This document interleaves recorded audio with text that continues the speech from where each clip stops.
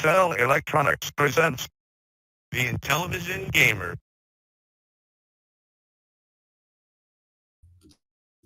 What's going on, everyone? The Intellivision Gamer here, and we are episode 35. Man, there's a lot of you in there already. Today we have a very special show. We have a very cool interview with Roger Matthews, Psycho Stormtrooper. He's been around the Intellivision scene since pretty much the beginning. We're also going to talk about the stuff in the regular show. We're going to do the interview first. So after the intro here, we'll get started with the interview, and then we'll get through some of the regular show, and I will finish up after Roger's done, and we'll get the last few things in. This is going to be a multi-show thing, so let's get started here. We're going to have a Homebrew Highlight on Stonix. That's the second Homebrew game release, CIB, and Roger was a part of that one as well. That was a 2004 release, I believe. We're going to have the news. We're going to have a Homebrew Highlight on Stonix, like I just said, and we're going to have a slight little bit of a mail call. Actually, it's quite big. We are going to show you the loot box as well as the packages I got. That loot box is pretty much going to dwarf what I got. So, all right, you can also find me on Facebook, Instagram, and, oh man, I just lost the name of it, Discord, under the Intellivision Gamer. So let's welcome everyone in chat. Got a lot of you already. Michael Hayes, good to see you. Benvril, welcome. Super Mega Graphics. Cyrus was third. Chris Walker, welcome. Fourth. Kurt Bradshaw, welcome. Jesse of Ivory Tower Collections. Michael Doherty, welcome. Metal Torso, good to see you. Atari Creep, what's going on, Creeper? Make sure I don't miss anyone here. Jeff of Go Game Go. I came for the polls. That's right. I got to try that. We'll talk about that in a few minutes. Pierre. Welcome, Pierre. Oh, boy. EE Buckeye. Evening, sir. Try not to miss anyone here. Ooh, lots of chat already. I love it. What is going on? Retro Aria? Not even sure if I said that one right. Oni, welcome. Harvey, what is going on, sir? Rick's here as well. Operation Shutdown. Got a full house here today. Luke, oop. What is going on, Luke? Yes, Stonix is a very, that game holds up to today. It's really good. All right, so quick show update before we bring on our guest. Next week, we're going to do a massive unboxing show, and Roger's coming back on for that one as well. The following week, I'm going to be at PRGE. If I get back in time, we're going to have another unboxing video, and I'm going to talk about PRGE and show you guys some stuff. So quick channel update. If you guys haven't seen already, I recently made 500 subs. I am now a YouTube partner officially. I had to apply for it. And just today, earlier, I got my message saying I was a YouTube partner. If you saw that post, I thought that was kind of cool. Speaking of that, we are doing the wheel spin giveaway for a complete in-box copy of Intellivision. That's going to be on next week's show. So if you haven't already, find the video, the Intellivision Gamer 500 sub giveaway. And all you have to do is comment, and you are entered. So you have all the way until showtime next Monday. I would give me a few hours because I'm going to be pulling all the names and putting them on the wheel. I'll probably give you guys till Sunday, maybe Monday morning when I get home. So don't wait around. Find it. All you have to do is leave a comment. So, all right. Let's give you guys what you're all here to see. Let's welcome on Roger, Psycho Stormtrooper. What is going on, Roger? Hi, Casey. Hi, chat. So for those of you that don't know, this is how all of us for many, many, many years saw Roger, Psycho Stormtrooper. Never revealed his face. It was always the mask on the website. Everywhere you saw the mask, which was really cool. You popped on there. I'm like, oh, he's got the mask on. Yeah. Everyone's like, oh. So how you doing tonight? I'm doing good. I'm doing real good. Man, that is awesome. A giant running man on the wall. Yeah, I just finished that about a week ago. Man, that thing is sweet. How Yeah. how tall is that? Oh, what? How tall is that Running Man? About 6.5 feet. Woo! Taller than I am. Let me see. Rad, congrats. Everyone's saying congrats for the 500 subs and the partnership. Mask. Yes, that's a very cool mask. That shirt, Roger, that shirt. Tari Creep saying. Oh. Is that a Roddy Piper shirt? Oh yeah. Oh yeah. What is going on, Luke? All right, so we're going to get right into the interview. The rest of the show is going to come afterwards. We're going to have Roger for some of that, and then I'll finish up. So for those of us that don't know you, why don't you tell us a little bit about yourself? Well, I'm in my 50s. Can everybody hear me okay? Yeah. The volume okay? All right. In my 50s. I grew up with Intellivision. It was my favorite game. I liked it way better than Atari. Everybody on my block had Atari, and I was like one of the only ones that had Intellivision. Sounds like me. And I always loved the game, and I got away from it as I hit puberty, and I found girls, and I kind of got away from all that, and I came back to it in the 90s. And what happened was I started getting, I never had the Super Pro games growing up. I just had the originals. And so I got a few Super Pro games, and I was upset about the fact that they didn't come with the overlays. You know, I thought I got shortchanged. I always thought that they were missing. And then I found out that there weren't any, and it always bugged me. So it was probably late 90s. I made a set for myself, and it was just out of paper. It wasn't even made with Mylar or anything like that. And from there, I met a few collectors and I showed them the set that I had made, and they wanted one. So I made a couple for people that I knew, and they took a long time to make. This is before Photoshop. This is before good laser printers and stuff like that. I mean, it was all done by hand, all cut by hand, and it took forever. So I made a few sets, and then I realized I could probably sell some of these, and that's when I started selling the first series. Sweet. So. Yeah. That'll lead us into we got a couple more questions. How did you get started collecting?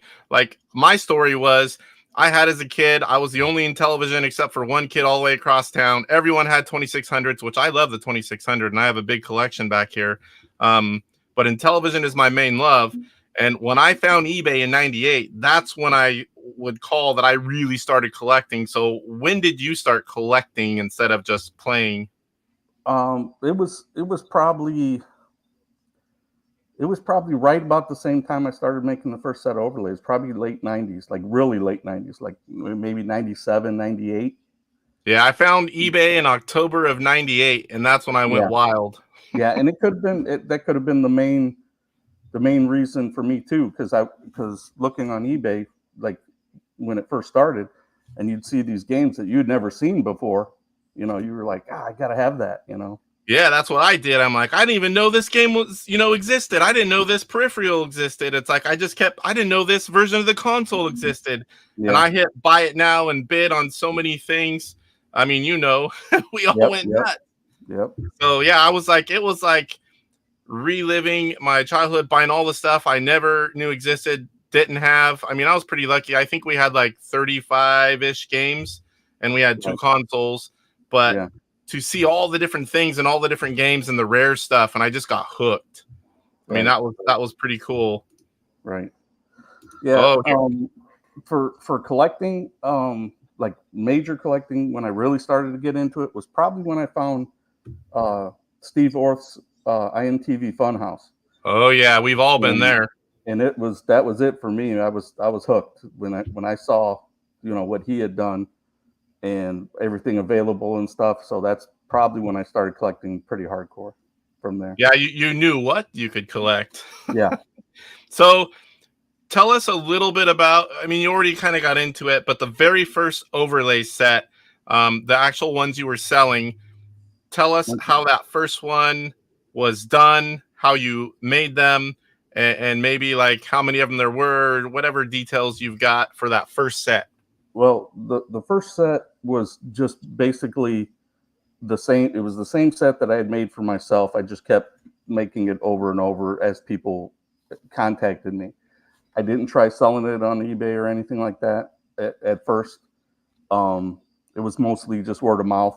You know, I think Steve Orth probably got one of my first sets. I'm pretty sure he did. And it was 78, I think it was 78 overlays for 37 games. And the graphics were,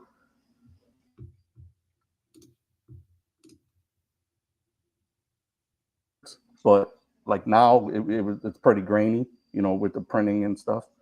But yeah, I made probably somewhere between 35 and 50 sets, all done by hand. It was brutal. It was I never want to do that again. Yeah, that was the important part. I wanted to make sure everyone got that they were all cut by hand. Yeah, all cut by hand. And the box was it was a small box. It was probably about 1/4 of the size of a game box. Did you want to show it? I have it here ready if you want to. What's that? I can show a picture of it. Oh yeah, that's fine. Yeah, that's it was just like a basic label showing what was in it, and it was like a slide box where the middle slid out from both ends. And was it a similar white box like Fortress came in? Something similar? No, it was much smaller. It was. But I mean, like a plain white box that opened up. It was, but it wasn't corrugated like the original Fortress was. It was just a cheap kind of white box, and it really. I mean, when I first started making them, it wasn't really a collect. You know, it wasn't made to be a collector's piece. It was made to be used.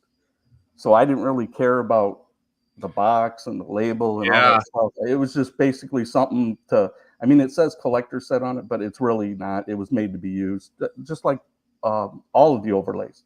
You know, they were all made to be used. That's what I made them for. It didn't really matter. And that early on, people weren't really, there were no serious collectors yet. And you were making overlays for games that never had them. So they were made to be used. Right. And that touches on something else. That it's kind of funny that there's more sets out there than people realize, but people believe that they're super rare. It's because nobody sells them. You know, nobody wants to get rid of them. Side note, it's one of the few things I don't have, and I never had Series 1 back in the day. I had 2 and 3 at one time. I never had 1. So if anyone wants to do some serious trading or sell it, you let me know. Tari Creep, no, I don't. He asked the question, do I troop? No, I'm just a big fan. But I don't troop, no. Jesse, Ivory Tower Collection says, I didn't join eBay until like 99, that I joined up just to buy my first retro console that I didn't already own, my Sega Genesis. Yeah, when I found eBay, I went nuts. Yeah, I love Sega too. I love the Genesis. Oh, yeah. One of my favorites too. I never could decide. So what I did was like, you know, Nintendo and Sega, NES and Sega Master System. I always had both of the competing consoles, or 3 if there were 3 later on. But I would have my main one, and I would get most of my games there, and I would just get like the exclusives or things that you could not get on the other consoles for those. Yeah. So I liked doing that way. We weren't rich, but like Christmas time or birthday, I would ask for the console, and then I would get games here or there. But that's how I did it. Yeah. So how long was it between the first set and whenever you did it a little more, it was a little more of a process when you did the second series. How long was in between? Just a couple years. What happened was I was so tired of making the sets. People were hearing about them or seeing them, and they're like contacting me. They're getting my information and they're contacting me, and they wanted a set. And I said, no, I'm done doing those. I can't do them anymore. And then I got so many people that wanted them, I decided to make another series of it. And basically the series 2, the only thing I added was I outsourced the printing of the overlays and the cutting, and I made a box for it, and that's it. It's other than that, they're basically the same images. I changed a few of them because I didn't like the way the colors were on the originals, and I also changed the Stormtrooper head on the overlay. If you pull up yes, okay. So that first one on the left, you can see the Stormtrooper head where it says Cycle Stormtrooper. Yep. It's a regular Stormtrooper head. But when I went to the next series, I made it into an actual image that I got away from the actual picture of it because I was trying to stay away from copyright issues, but Star Wars. There was no getting away from it. It was obvious with the name Cycle Stormtrooper. I was treading lightly on copyright issues. So, what about you had a deal with Intellivision also on these, right? There's some kind of deal made, or yeah. Let me get into that. Let me explain that in a minute. But with the Series 2, I made the yellow box, and it was still 37 games.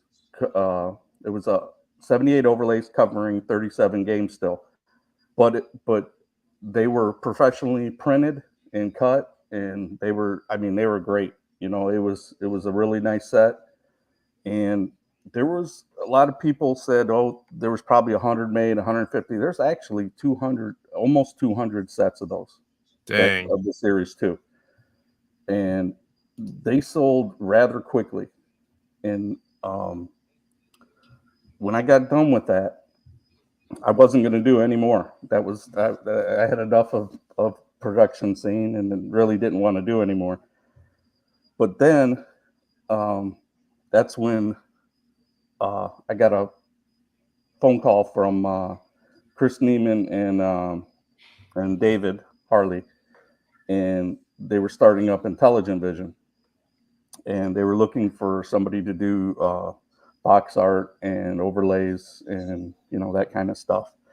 And that's when we started talking, and I realized that that I would probably need to do a third set to cover the masses. The people that didn't get the Series 2 set but still wanted them. And so that's when I started doing the Series 3 set. Sweet. So what about that deal you had with, is that the proper time to get into that one, or should we do that later? Or no, what happened was I tried to go in order of the years, but what happened was I started making the overlays, the Series 2 set. I also started working with David and Chris Neiman on Intelligentvision. Started doing the artwork for Stonix, Fortress, which I have more on Fortress later. That's some interesting things to say about it. And then what happened was, you know what? I'm gonna go ahead and take this off. I'm dying in here. I'm sweating. It's 90 degrees here. Oh man, that's hotter than in California. Yeah, it's hot. Hang on one second. Just for those of you that know, there's only a few people that knows what Roger looks like until tonight.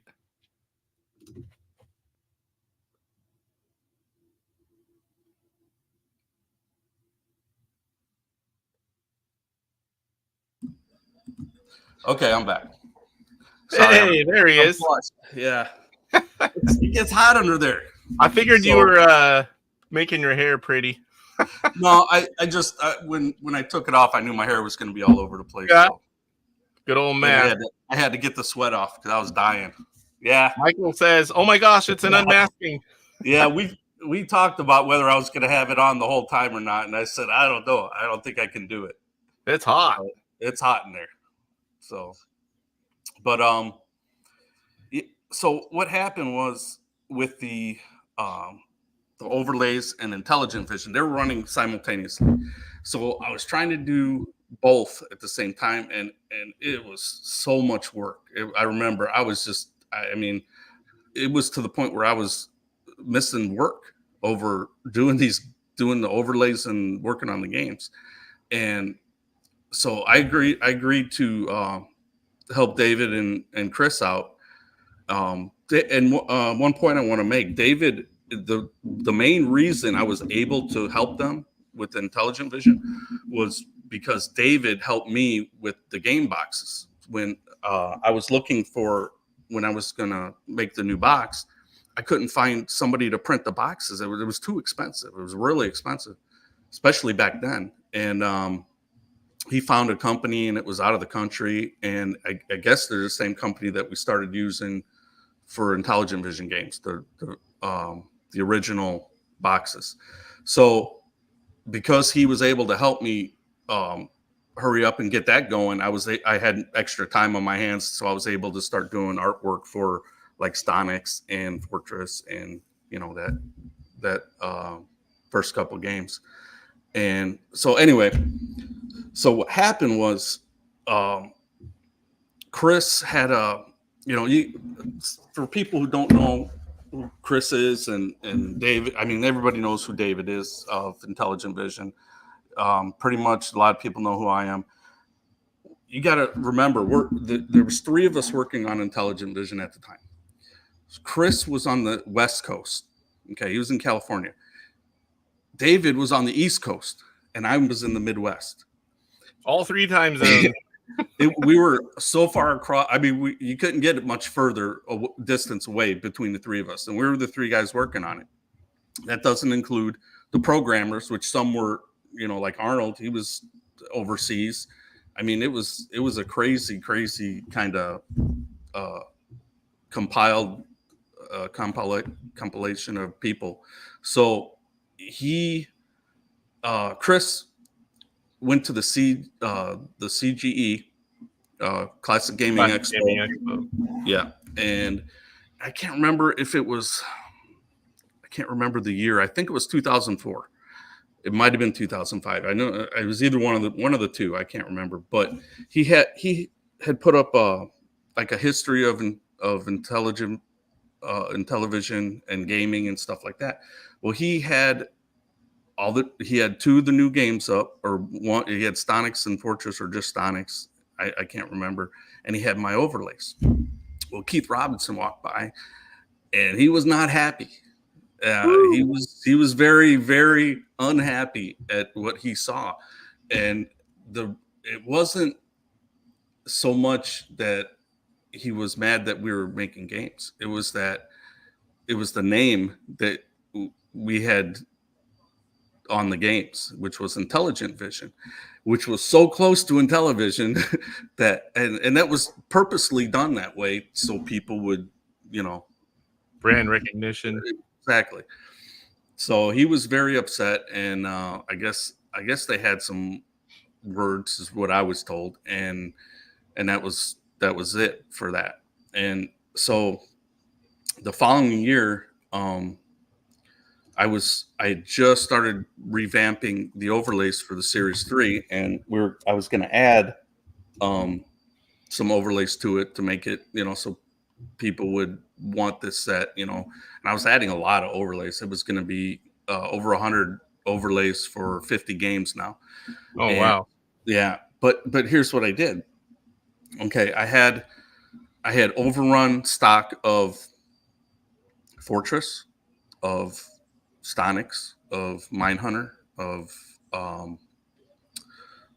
Same Game and Robots. And the next game in line, which I had already started making stuff for, was Fubar, which didn't get done at that time.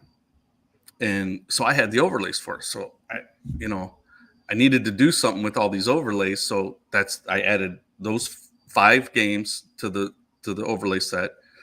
Then we had Robot Rubble and League of Light. I had extras for those, so I added those to the set.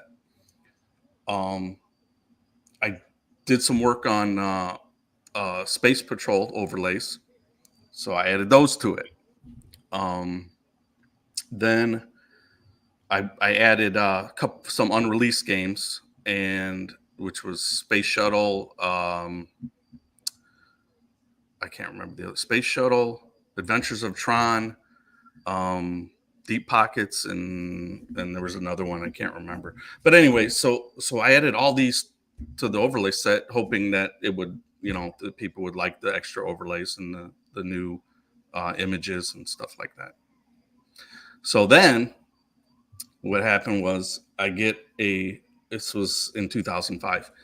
I get a phone call. This is before I released these overlays. I was still in the process of making them, or making the art images for them. And I get a phone call from Keith Robinson. I don't know how he got my number. I don't know how he knew who I was, but he called me and he said, do you know who this is? I'm like, no. He goes, this is Keith Robinson. And I was just like, my jaw dropped. I was like, uh-oh, So he proceeded to tell me how he saw my overlays. He said they were really nice. He liked them. And he was real cool at first. And then came the hammer. And then he said, I can sue you for copyright infringement. And I said, how so? And he said, well, you used all my images for the games, which I did. And I didn't think anything of it. I just said, oh yeah, that's cool image. That's cool image. Almost every game has an image of, and I mean, not all of them, but most of them, 90% have an image of that game on the overlay. So he was telling me how I shouldn't have done it and this and that, and I agreed, and because I'm an Intellivision fan, and I was a Keith Robinson fan. I didn't make the overlays for money or for the fame or anything like that. I made it because there are people out there that wanted the overlays just like I did, and that's why I made it. So after we talked a while, he came up with the idea. Well, he probably had it all along, and it was probably just his way of leading up to it, of getting what he wanted. So he said, well, how about if he goes, how many more overlay sets are you going to make? And I told him, I said, I'm on my last run. I have about 100, which I actually had 150, but I told him 100. I said, I have about 100 sets that I was going to make, and I'm in the process of making them now. And he said, well, how about after you get done with that run? He said, don't make them anymore, and you hand over the rights to your images to me. And I said, sure, that'll work. So and I didn't say yes at first, but until he told me what it was for, what they were going to use the images for. And that's when he told me about the flashback. And he said, we're going to come out. Yeah. And he said, we want to use your images for the overlays. He said, we don't know if we're going to include them or not include them, but we want to have that option. He said, I said, okay. He said, there's one issue though. And this is before I had put Intellivision Productions Inc. on the overlays. He said, we got to have that on. That has to be on these overlays. I said, okay. But he never told me to take off Psycho Stormtrooper. So I didn't take off Psycho Stormtrooper, but I did add Intellivision Productions Inc. And lo and behold, when they came out with these overlays and in the games, it still said Psycho Stormtrooper on them, which I was nice. Shocked. I was shocked. So yeah, if you get flashback overlays, yeah, you'll see it'll still say Psycho Stormtrooper on the overlays. What I have about 20 of those, and I've never looked at the overlay besides this is this game and put it in there on a few of them. That's it. Yeah, after this, I'm gonna have to go look. Yeah, Look at the copyright underneath That's the awesome. title header, and it'll say that on there. So I knew about all this history, but I did not know about that. Yeah. Yeah. So it worked out for him. It worked out for me because all I really wanted was to get him out there. And yeah, it was a win-win for everyone. Yeah. Yeah. And on that note, I want to talk about that. People don't realize that there were issues making the overlays, and there are actually variants in these overlays from these 3 sets. And that's you're killing me, Roger. What's up? I'm sorry, but there are the series 1. There's series 1 overlays. There's series 2. There's series 3, and then there's the flashback overlays. And I'm going to show you something real quick that probably most people don't realize, but I realized it right away, but I forgot to fix it. And that's Casey, if you could pull up that decathlon image again, the overlays. Okay, so you see the image on the left where it says Super Pro Decathlon, and then it has the Stormtrooper image, and that's 9. That's on the bottom left. You'll see where it says 9008 SP. So that stood for Super Pro. So all the Super Pro overlays in the first set had a SP on it. Okay, I changed that. So the next one in the middle, it's the same as the Series 2, but this is after I added Intellivision Productions Inc. And then right under it says Psycho Stormtrooper. And this one is in the middle is a picture of a flashback one because it has no serial number on the bottom left. I was wondering why that one didn't have a serial number. Yeah, that's a flashback overlay. And then the one on the far right is the Series 3 version. Now, I changed the color of the header, but what most people don't realize is this decathlon was spelled wrong the whole time until that last overlay. Oh, yeah, decathlon. I didn't even notice that, and I noticed stuff like that. Yeah, I had it misspelled the whole time, and I didn't realize it until I started messing with Series 3. So in the flashback overlays, it's spelled wrong. Oh, wow. That's their overlay. So every time I write that game or type it, I always have to stop. Is it decathlon, and I have to think about it every time. That's probably it's something that everyone probably struggles with, or a lot of people. That's probably why nobody notices that one. Right. And so yeah, I fixed it on the very final version, which is the Series 3, and you can see that the header's lighter too. The blue is not as dark. Looks like a baby blue, maybe. Yeah. We got 2 questions. I don't want them to get lost. Okay. Michael Hayes, who did the original draft of the Same Game and Robots instruction manual? The original draft was David Harley. And then what happened with in regards to the Intelligentvision games, all the manuals, I didn't do any of the writing for the man. I helped. I mean, we would talk and say, okay, this sounds good and this sounds good. I would help them with that, but I didn't have anything to do with printing them out. I did the images, the artwork, and as far as everything else, that was pretty much all David. David, he I don't want to touch upon Stonix if you don't want to talk about it yet, but that game was like so great. And I mean, it still holds up. From Arnold doing the original programming to the all the levels that David helped him with, and I mean, it is just a great game. I still love that game. That's my favorite of the 4 original first 4 Intelligentvision. Yeah, and while we're talking about Intelligentvision, I want to say that the Fortress game. Okay, I wanted to change that artwork so bad. The artwork was the same artwork from the original Philly Classic, and but Joe wanted that artwork to stay the same. So what I did was I just kind of spruced it up a little as far as the color. I made the colors a little bit more vibrant, and we made it a purple box instead of a white box. But I was not a fan of doing that artwork. I could have made it a lot better, but that's what he wanted. He wanted it to be the same, so it looked the same as the original.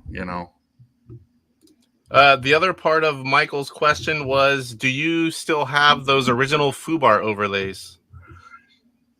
You know what? They're all gone. All the original overlays that I had from all the games are gone. When I ran all the overlay sets out, whatever extras I had, I ended up selling on eBay or giving them away to people. Like anybody who buys anything from me knows that sometimes I'll just throw stuff in there. They'll order a game, I'll throw 2 games in there, or I'll throw extra overlays, or something. If I have extra stuff and it's of really not a lot of value to me, I'll just give it to someone else. So I can't remember if you threw them in or I asked if I could buy some, but if you remember on one of the overlay sets, I got like several flat boxes, and then at some point you said, "Hey, what are you doing with those?" And you were going to make more sets. Yeah. And I kept only a few, and I think I don't know if I don't remember what happened with that, but you're always good for that kind of stuff. Yeah. I was giving the boxes away, and then I ran out of boxes because some were damaged at the end of my run. And I'm like, I still have all these overlays and I have no boxes. So I think I got some back from you. I think Darren Geddes, he had a bunch of flat boxes that he wanted. I just gave them to him originally. So yeah, I had to get some back, but it's all right. I mean, so here's a nice piece of history. Maybe you know about it, maybe you don't. Michael Hayes says, I'm only asking because in the original draft, there was an image of an anatomically correct robot. I pointed it out to Chris Neiman and he wasn't amused. You know anything about that? No, I don't know what you're talking about. I remember something. A robot with all the correct kind of parts that shouldn't have been on there. You know what? Yeah, I probably... maybe I did do that. I don't know. Maybe I did do it as a joke. I don't know. It wasn't printed, was it? I don't know. I don't. If I've seen that, I didn't notice. Michael, post. Was it printed or was it just the image on the computer? Because sometimes I do stuff like that. DJC Game Studio says the man, the legend, Psycho Stormtrooper. Well, I don't know about that. But nope, didn't make it to the final release. Yeah, I probably did it as a joke to Chris. I mean, I joked around like that sometimes. Those are fun kind of jokes. Well, Chris didn't like it apparently, though. Yeah, I remember something about that, and I think it might have even been a joke. I can't remember for sure, but it might have been a joke between me and David to see if Chris caught it. Because when we finished something, like whether it was the box or the manual, we all had to look at it and look for issues. Before we went to print. So I think maybe if it was on there, maybe I made it to see if Chris would catch it. Yeah, the more eyes you get on anything, the better it is. Yeah, and there was only 3 of us. I mean, that was it. I mean, the programmers probably got to see him too, but it came down to David, me, and Chris to decide whether it was going to be printed or not. Michael says that's hilarious. Too bad I don't have those old emails. Yeah, that'd be really cool to see. Yeah. That's a piece of history right there. Yep. So Intelligentvision, we've kind of touched on that a few different times as we're talking about other things. I'm not real sure if there's a little more detail left in there or if we kind of covered it all. Like you talked about getting the phone call. Well, is there anything else we didn't talk about the early Intellivision? Maybe like the time frame of whenever you guys got started, how you guys were doing things, and then how many games were the original group in on? The original games, there's something else I'll talk to you about. we didn't know. I mean, we were the first ones to release this stuff after Joe, so we didn't know how many to make. And you know how you said Fortress was the first game, and then Stonix. That's not how it got released. Stonix was released first, even though the numbers complete in the box. Yeah, really. Yeah, Stonix was the first game. I believe I'm correct. I'm hoping I'm correct, but from what I remember, we released Stonix first, and Fortress was second. And the reason that we did it was because Stonix was ready to go. The artwork was ready. Everything was done with the manuals and the overlays and everything. And the other reason why I say this is because there was 250 of them, and that's a lot. And it was kind of a way for us to gauge how many we should make of the next game. We didn't know, we weren't sure how many to make. What do we make? 100? Do we make 200? Do we make 500? So we settled on 250, and it took a while to sell the 250. They didn't sell out right away. The first probably 150 sold immediately, and then from then on it was slow going. So William Moeller of Electronite just posted Stonix was the first. Yeah. Okay. I thought it was, even though the game number is the second behind Fortress, and like 3 years apart on all the lists. Yeah.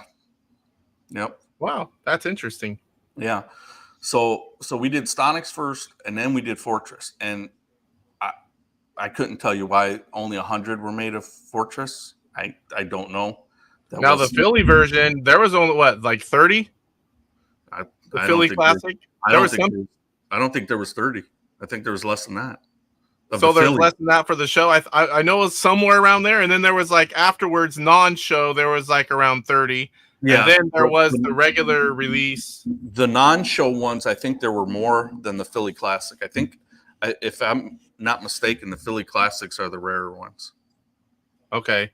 Yeah, that's the rarest one. They were signed by personally signed. I used to have number 4, and number 4 for the first 3 releases. I was always given number 4. Right. I had number 7 for the. I never had a Philly Classic, but I had an original one, and I think it was 007. So those are some of the things that I regret now. I have a Fortress, but ironically, I have the final one, the one that wasn't even out yet at the time. But I don't have any of my previous 3, and I even had backups for 2 of them. I don't think I had a backup for the show. I showed you the picture. I can't remember which ones, but I had several of them, and those are going to be very expensive to replace if I can ever even find them. Yeah, they're going to be hard to find. Philly, to me, the Philly Classic is the holy grail of the original Fortress games. That's just it's probably because I've never had one. But so when we did Fortress, we only made 100 of them, and I can't remember why. I don't know if Joe had something to do with it. He didn't want to release that many. He didn't want them, to have like the problem we had with selling the Stonix. Even though Stonix is a great game, but it took a while to sell those 200. Anybody who knows in the beginning. It was kind of new. Homebrew, complete in box. It wasn't anyone's radar. You didn't have these huge lists. It was still relatively early for internet. Right. I mean, we had it since 93, but it was still early. Yeah. And you didn't have that momentum or, these guys are putting out Intellivision games. Oh, they got a new one. I'm going to go get it. Everything was new. Right. But, I mean, I think eventually those early games sold really well. Yeah, they did. But, we went from selling 250 for the first one. I think it was 100 for Fortress. There was 100 made, and then we went to 150 for the last 2 of the first 4. And I don't know. I mean, I wasn't involved in the decision making for how many were to be sold. We just kind of, as far as I know, we just kind of winged it and to see. How many to sell. It wasn't open-ended like a lot of games are now, where we wanted it was very important to me and Chris to have a limit to how many, because we were collectors, you know. Mm-hmm. We wanted there to be an end, so that, you know, if you didn't get in and get these games, you know, it wasn't open ended where they could Better be get them made. while you can. Right. And they were all Well, numbered back then. A lot of times you don't see them numbered anymore. Yeah. Well, and if they're open ended, if it's an open ended sale where they can make them at any time, they're never gonna put a number on it. There's no reason to, you know. But yeah, we didn't want to sit on games and keep rehashing stock. We wanted to move on to the next game. I'm gonna try to find that Fortress version. That picture, just it's a little blurry, but I'll find it and throw it up for the people that haven't seen them. The Philly Classic. There's another something that's kind of interesting. Those first 4 games, all 4 games are on each cart, right? With the dip switch thing, or is that just some of them? I'm not sure if originally. I'm not sure if they were for the first for Stonix and Fortress. I'm not sure, but I know later games like Same Game and Mindhunter. I know they did have the other games on it, and then it was a wiring from, you know, you wire it the right way, and then you could have the other game on there. Well, did you have to change the wiring, or were there dip switches? No, the dip switches were just test carts. I've seen a picture of one. Yeah, that's a test cart. That's wired to the dip switch so we could test all 4 games. But it's actually, there's, when you connect like 2 wires underneath, it could go to a different game. Yes. Yeah, those are the regular Fortress game releases. Yep, the one in the middle on the bottom is the Philly, and that was number 4. And the one to the left was the after the show version, number 4. And then the ones on the top were Intelligentvision releases of Fortress, and one of those is number 4 as well. I can't remember the other number, but this is a lot of money right here. Oh yeah, right now, if you had this still, those bottom boxes are probably $2,000 to $3,000 minimum each. If I had to guess. Well, that Philly Classic for sure. Yes. The Intelligentvision, I'm not sure. The only one I have now is the LTO. But man, I really regret selling that stuff years ago. Oh, yeah. Tell me about it. Oh, I did the same thing. Let me talk about this for a second. So after I did the overlays and made the deal with Keith Robinson, I only was collecting for maybe a few more years, and then I took a hiatus. I got away from it. I bought a house. I bought a car, like a muscle car, and I kind of got away from collecting, and I ended up. I thought I was done, and I sold off all my extra stuff, but I did keep my original 125 because it took me a long time to get like Spiker and Congo Bongo and learning. Even way back then, it took a while. Yeah, it took a long time. So I kept that, and I still have the 125, and I thought I was done, you know. So I sold everything else off. I sold my video plexer. I sold my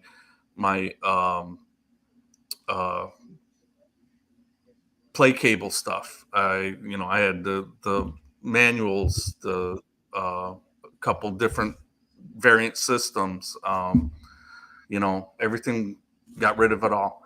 Thought I'd never come back, and then about 10 years later I came back to it, and I started heavy and hard, and so now I'm into variants. So yep, so that's what happened to me. I sold out when I got married the first time, and I kept thousands of games, probably 50, 60 consoles, because that stuff's harder to get rid of. And it just stayed in boxes. And I sold all the rare stuff. The only thing, I had a few things that were semi-rare. Like I have a prototype version of Pitfall and something else. I can't remember what it was. The only reason I still had those is because apparently they got lost.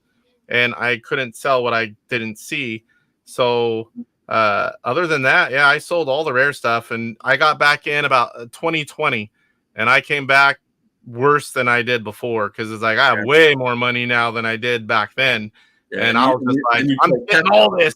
Yeah, you try to play catch up, you know. Yeah, and so there's no catching up. I mean, it was a little different. The 125, I started doing that. That was secondary, but I know these homebrews are going to be hard to get. So my focus for a couple years was getting all the homebrews.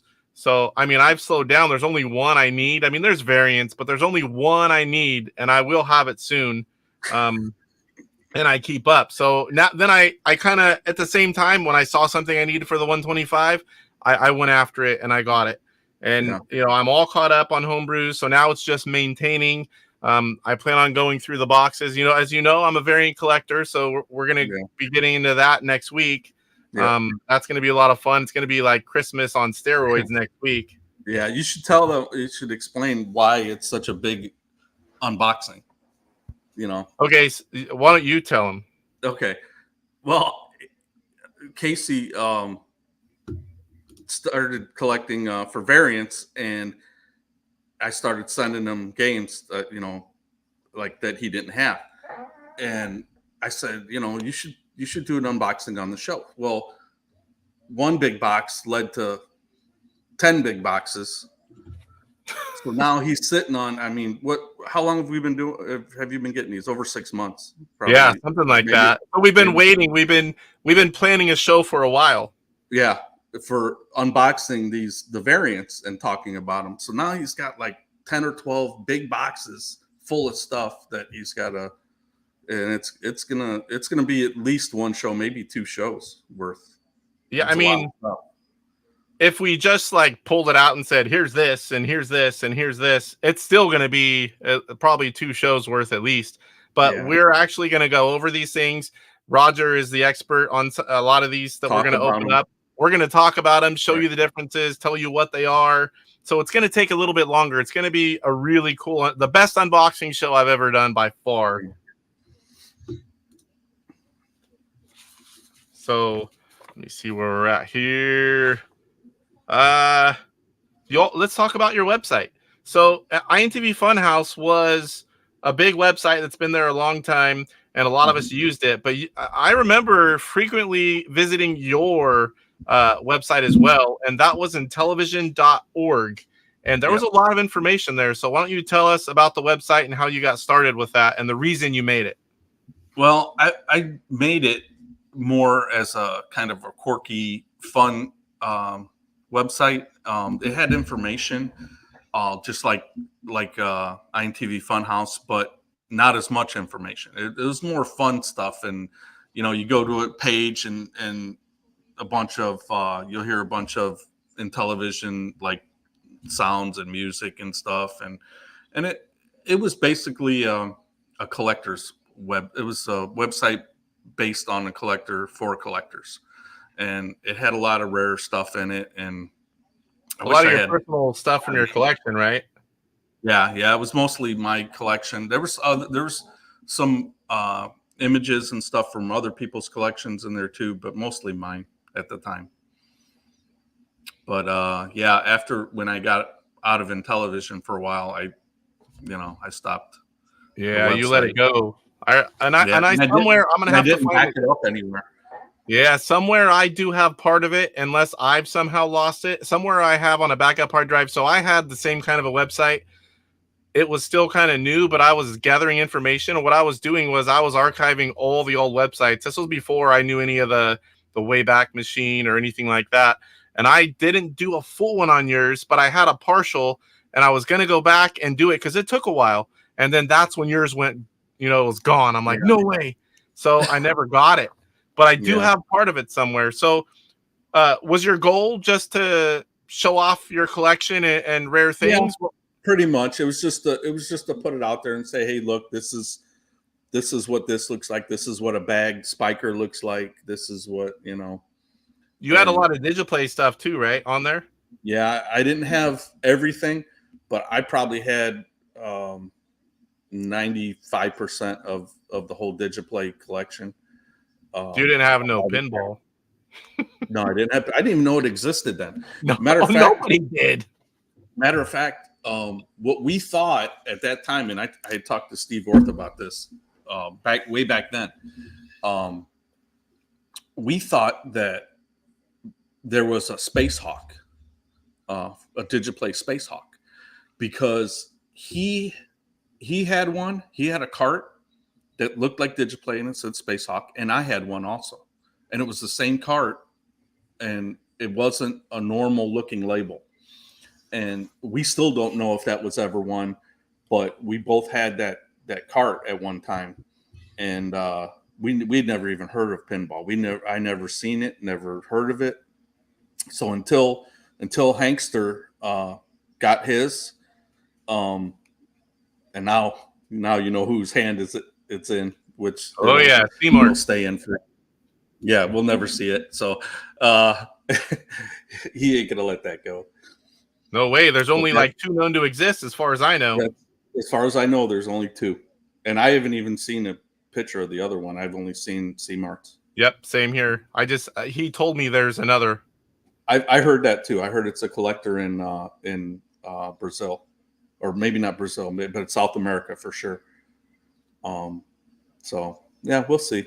It'll pop up eventually. You know, we might not be around to see it. I might not be around. You might not be around. But somebody will see it.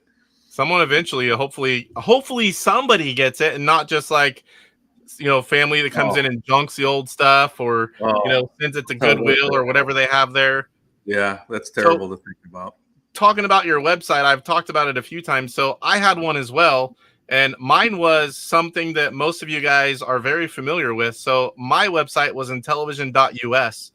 And much like you, when I sold everything, got married, sold everything, you're not going to keep up a website when you're no longer in the scene. So it went to Sean, and we gave it to David, and he still uses it to this day. That's what his website is, Intellivision.us. But somewhere I have mine backed up, and that was mine, Intellivision.us. So where are we at here? Okay, so you also were responsible for some rare homebrew games, and I'm talking about Robot Rebel and League of Light. Why don't you tell us a little bit about those, and I can show them off. Yeah. So it was about 2005. We were still in the middle of Intelligentvision, and we wanted to do some really, really cool, rare stuff. So we decided to do 2 Activision games, Robot Rebel and League of Light.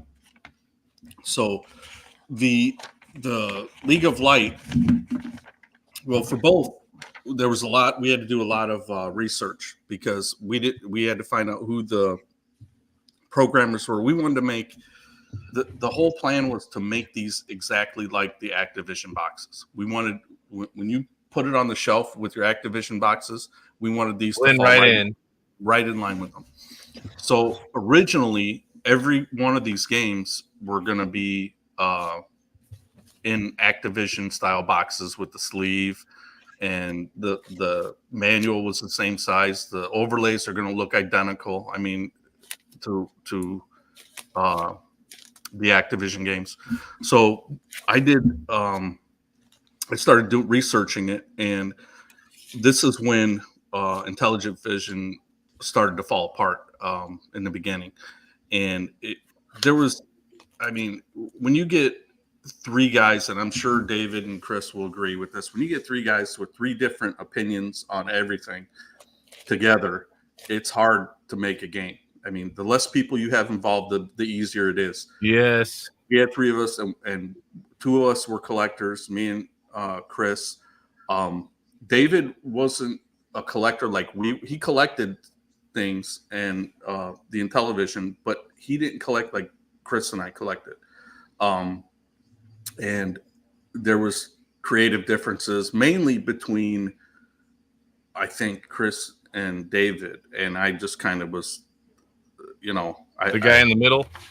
I wasn't so much the guy in the middle. I had my own opinions on it, and And sometimes I thought David was right, and sometimes I thought Chris was right. And that's the way to be. Don't always take one person's side. Whatever's right's right, and everyone has their own opinion. Yeah, but it's hard when there's only three of us because, you don't want to single anybody out. So there was issues. So David had left, and it was just me and Chris. Well, I was having a hard time because with David gone, he was doing manuals, he was doing a lot of the text, a lot of the research and stuff. So without him there, it was basically just me doing it, And so I finished it off. I had the boxes made, and we were Chris and I were talking about doing the sleeves. Well, we already had a line of people waiting for these two games, because what we did was all of the people that our best customers for Intelligentvision got the first crack at buying these. Hey, what's up, Sean? They had the first crack at these. And what we did was we started with all the people that bought all four of the original games. They were on the list, automatic. So we contacted all these people. And then if you bought 3 of the 4 games, we had all their information, so we contact them. And down so far, on and on. We only made 100 of each of these. And I wanted to do them all in sleeves. Chris didn't want to, because we had so many people that had paid already for them, and they wanted them, and they were contacting us, say, hey, where's my game? So Chris wanted to start releasing them as regular boxes. I didn't want to, but that's what we ended up doing. So there were a few people that I was closer to, that other collectors, and that I had offered, hey, if you want to wait a little while, I will put these in Activision carts. I will do Activision labels and make it an Activision sleeve box for you, And so that's what I did. And so there's a few out there that are made that way. And probably I would say 10 or 15 of each. That's it. That are in Activision style boxes. Those are the rare ones. All the rest are regular, top flap and bottom flap. And those were, it was tough making those, because I researched the programmers, which was Russ Lieblick of Activision, and Steve Montero. And you might recognize Steve Montero did Night Stalker for Mattel. And then when they moved to Activision, these were some of the games that they were going to release in, I think it was 83 or 84, but they didn't get released because Activision stopped making Intellivision games. So the games were finished. We put them to cart, and we sold them under the table to 100 of our best customers. And that was it. We didn't put them like on eBay or anything like that. And until the very end, I think I might have had 1 or 2 extra sets of them that I might have put on eBay right at the end, but I can't remember. So yeah, those are like 2 of the, probably the most work, 2 of the games I did the most work on. And it wasn't the box was fairly simple. It was just following the Activision style box, but the hardest part was the manual. And most people don't really pay much attention to the manuals, but that's the part of these games that I love the most, because that's where all the information is. That's where, for the variants, that you see all these variants behind me, these are all from different countries. There's probably 700 games behind me right now that are not part of my main collection, that are just variant games of each one from different countries. So the research I did was on the actual programmers, and it was so hard to find pictures. This is early internet, or fairly early internet. So to find pictures of these guys was almost impossible. I had to really, really dig deep, and I ended up finding a couple images of them, and I put them on the manual and wrote the the intro by them, and that was it. You know, and they look very similar to the original Activision. The only differences in the manual is the paper that it's on is not quite as thick as the original Activision paper. It's not as thick of stock, right? But to look at them side by side, you almost wouldn't know that it wasn't Activision. The only way you would know is by the thickness of the stock. Anyone who's not in the know would never second guess it. I mean, if you don't know, they look so close. You're just going to think it's another Activision game. Can you pull one out, Casey? Which one? Either one. Of the ones that you did or the regular ones? The regular ones. No, the ones that I did. The Robot Rubble and League of Light. You want the boxes? Just the manual. Oh, okay. Yeah, just pull it, just so they can see what we're talking about. Yeah, I showed them a little bit ago, but I did not pull out a manual. I've never opened these. Oh, no. That's a big difference for me. Way back, I didn't touch anything. If it was sealed, if it was rare, I didn't touch it. I didn't open it. It just went on the shelf. And I mean, I did play games, but it was like games I had as a kid. Right. Now, doing YouTube, I open everything. I just open my only LTO flash. I open up rare homebrew games now. Also, I can show them off and play them on YouTube. I do too. Yeah. Now, show. Yeah. See, let me make myself bigger. Now, put it close. See how you can see it even has the emblem on the right, on the lower right, that you can get the patch. So. Yeah. The Mountain Survivalist Club. Yep. And it's like a small accordion. It's got, the twofold three sections instead of the whoop. Yeah. Yeah, but that was the first time I've seen one of those inside. Yeah, that was some of the hardest stuff that I did, and we got rid of those so fast. I mean, they were sold out before we started shipping them. So nice. Yeah. And that's what you want. I mean, and by the time, what year were these released approximately? Not sure. I think 2005. See, we were already kind of getting, we're big collectors now. It's like things were in motion and we were like, ooh, I got to get that. I got to get that. Yeah. You know what the funny thing about collecting is? And if anybody thinks they're a big collector, there's collectors out there that would we could put all of our collections together for Intellivision and we wouldn't have what they have. We're just a few that aren't afraid to talk about it or be on the air about it and show stuff. But there's collectors all over the world that they have so much great stuff. And, hopefully one day we'll see some of it. There's collectors in a couple big collectors in South America. There's a bunch in Europe.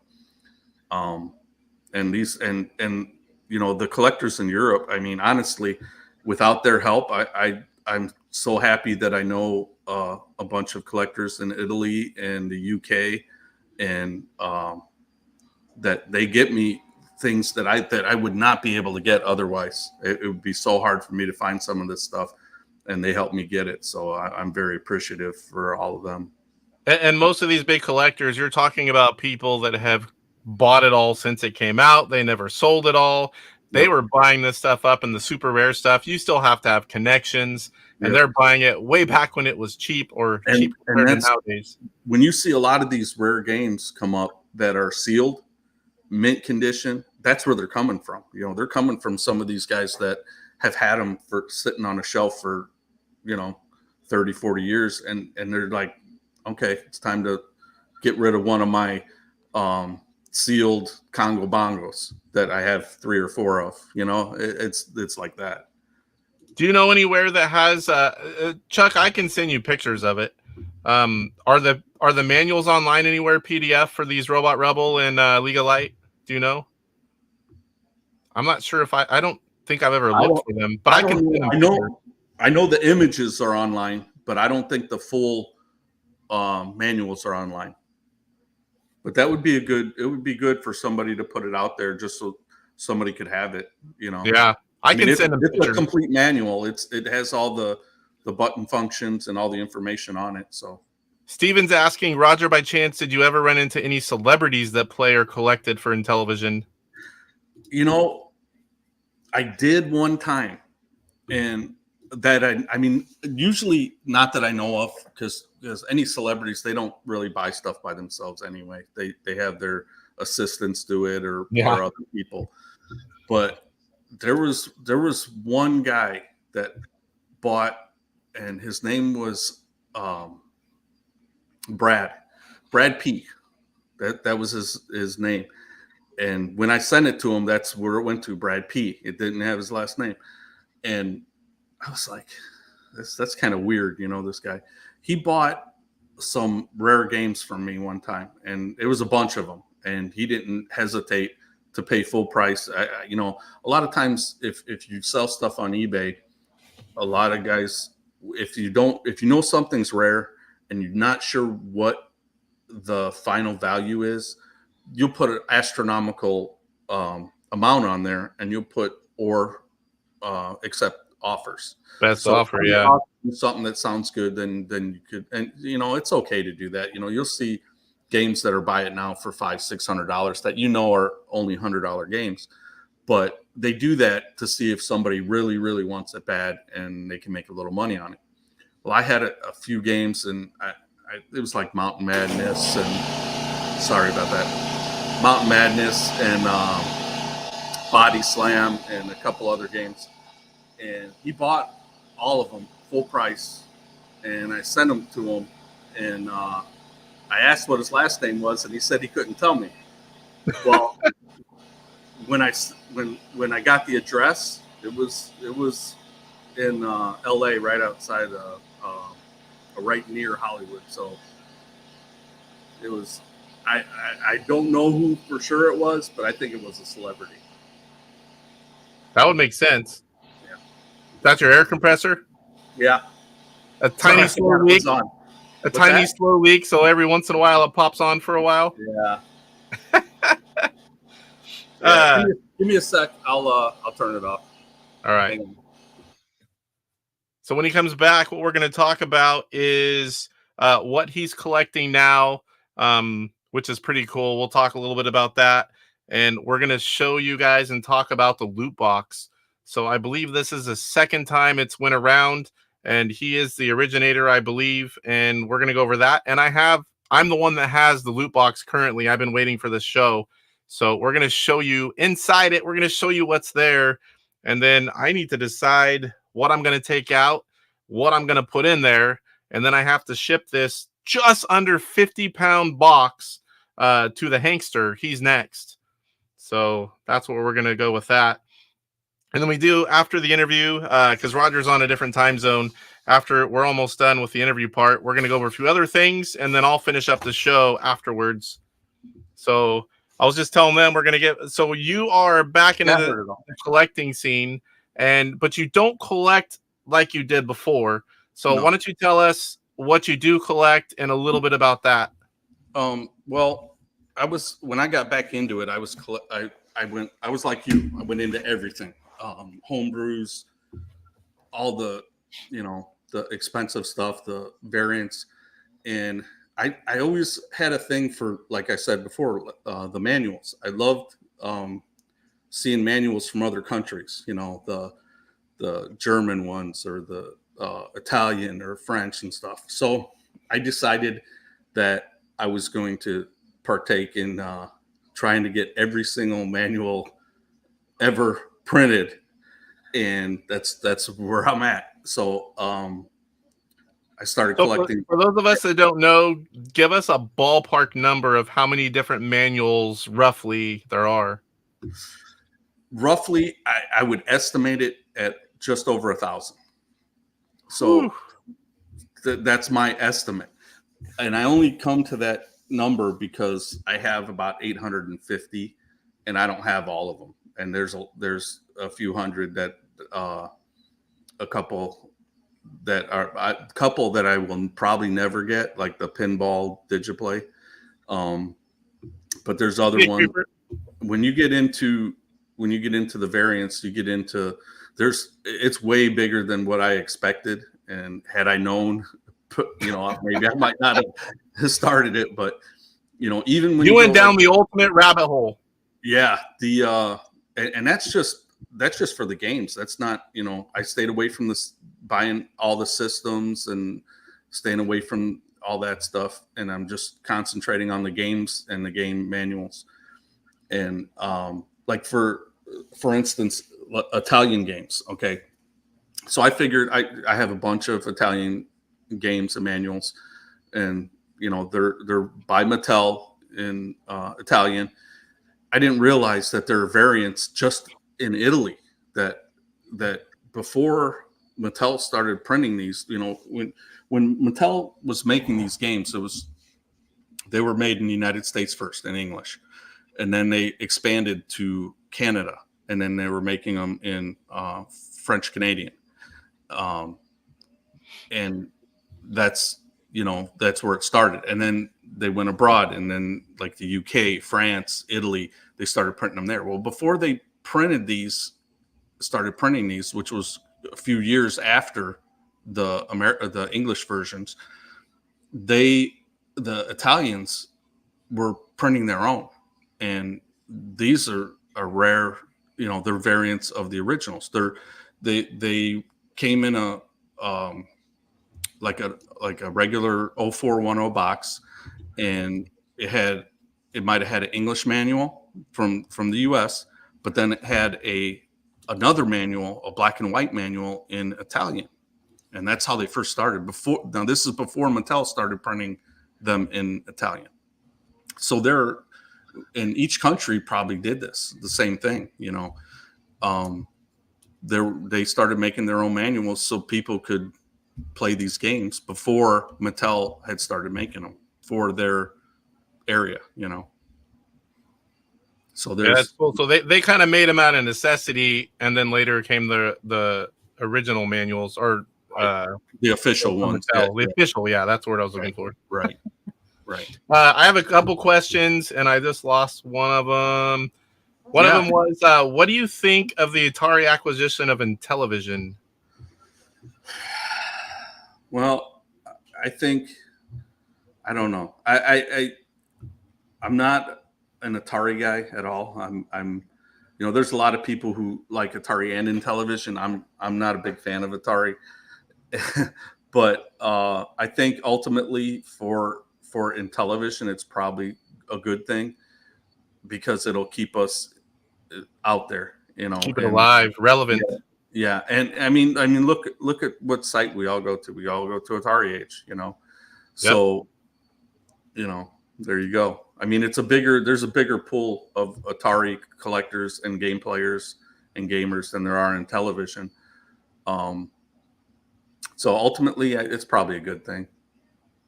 For me, I played probably just as much Atari 2600 as Intellivision, because all my friends, they would come over to my house. We played all the sports games. We played a lot of the arcade ports at their houses.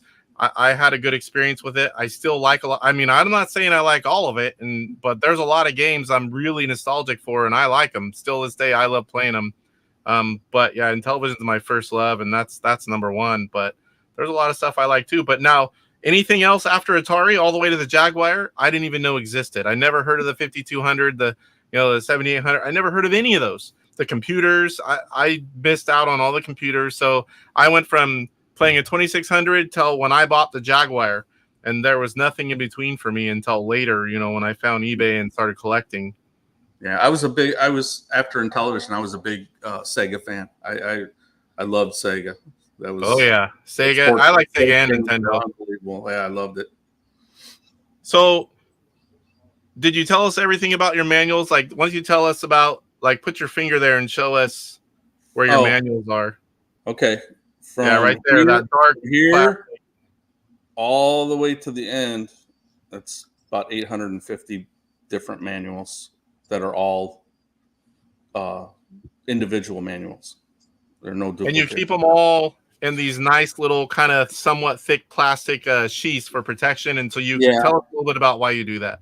Well, when I get a new game or a game that I'm not sure if I have, it's easier for me when they're not in the box to just go in there and they're all in order from A to Z. So I can go in there and go right to like the soccer games and pull out all the soccer manuals and see if I have a specific game. You know, it's easier that way than to look on a list for me, because I'm in and out of here so much. For anybody who doesn't know this already, this is not my house. This is my shop. I'm outside in my shop right now. So that's why. Yeah, someone earlier asked how tall that room was. Oh, 14 foot? 12 foot. 12 foot? Yeah. So pretty big room. Where's this? Collecting a bid. So now we're down to our last item, the 2025 loot box. So are you the originator of that going around? No, so you actually, took over this year.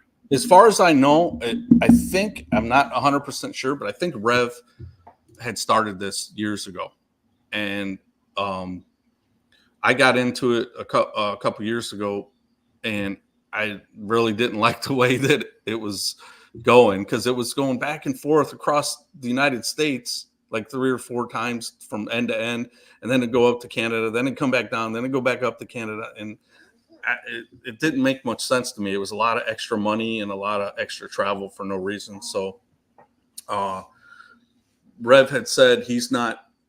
One time he said, "Oh, I'm not. You know, this. We just do it how we do it, and I'm not the originator, or I'm not the law on this. We can do it however anybody wants." So I just started. I said, "Well, I'm going to take it over and just kind of streamline it. So it goes, you know, to the closest person. We'll make a list of anybody who wants to get in on it." Hold up. I can't. We didn't. Let's tell like what is the loot box for those that don't know, because I know there's almost nobody in here is going to know what it is unless they've heard me talk about it. The loot box it's just a box full of extra stuff that, like, if I have extra games that I don't need to sell or I don't want, or something that I think another collector or a gamer might want, you know, you could put anything in it. And when it comes to me, I go through it and pull out anything that I might want, and then I add to it. And what we try to do is you try to add the same value that you're taking out. It's on a it's, you know, everybody's kind of on their own to do what they want with it. The honor system. Yeah, they're on their honor system, and you try to pull out the same value or put in the same value that you're pulling out. Sometimes you can't do that, and that's okay. You know, it's a loot box. It's made for, and it's not just for collectors. It's, you know, because most of the stuff in there is not stuff that a collector might want, but sometimes there is, you know. Oh, guys, am I frozen or is he frozen? He's frozen on my end, but maybe it's me. Let me know in the comments, guys, who's frozen here. Okay. You locked up there. It's not. There we go. I don't know if it's. They're going to tell us it's not me. Okay, so it is you. You said something about not for collectors. Yeah, it's for gamers or people just starting out, or people who just want to get involved in it and get a chance to get things that they wouldn't normally get. And now that it's going to Italy and Australia, a lot of collectors are getting involved because they can get these things that they wouldn't normally be able to get. And, you know, we send it across the US and into Canada, and then back into the US, and then across seas to Italy, and then it goes to Australia, and then it comes back.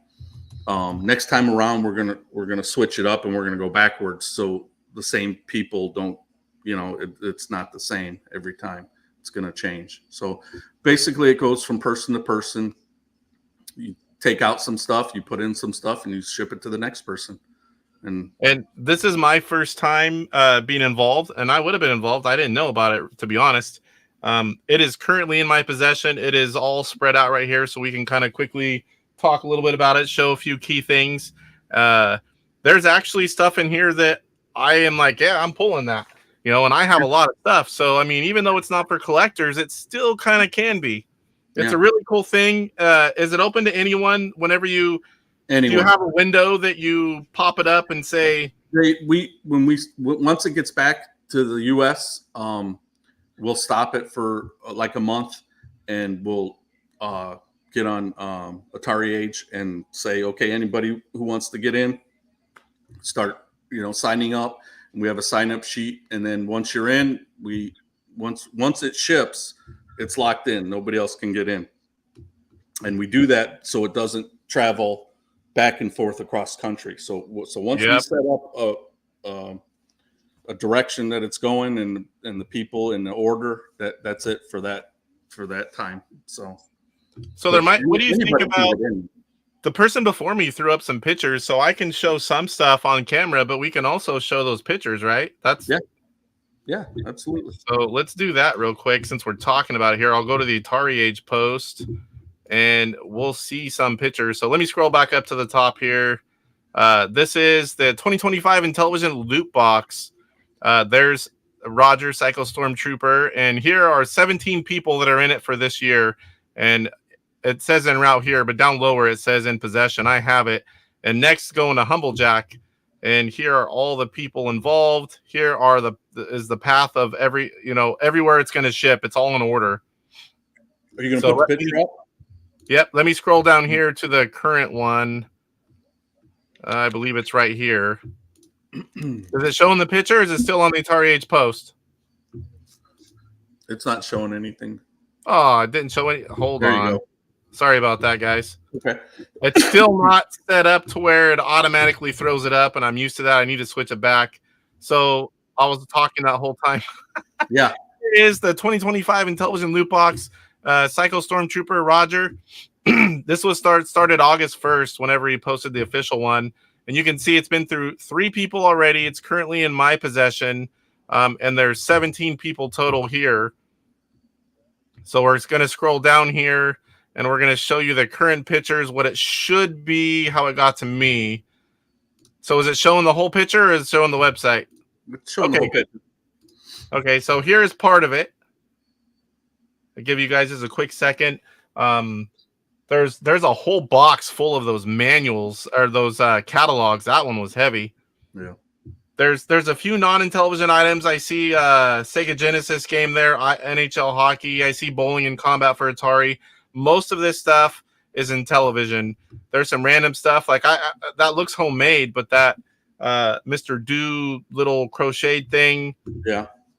There's basically it's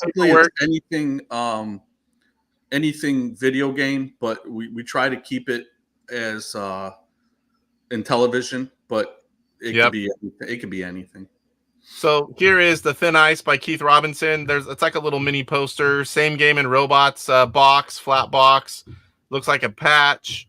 You got some boards from INTV Corp down here. You got business cards from Keith Robinson. Different console manuals. Going to the next one. You got some different Atari keychains. 3 Digiplay games here. Masters of the Universe, Pitfall, Space Armada, the Sears overlay set. Now that is a collector item. Yeah.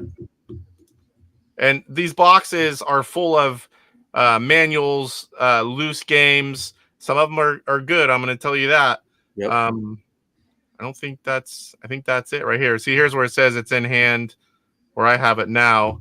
Let's go ahead and remove that. I've looked at it a little bit. Like, this is a sealed version of Night Stalker.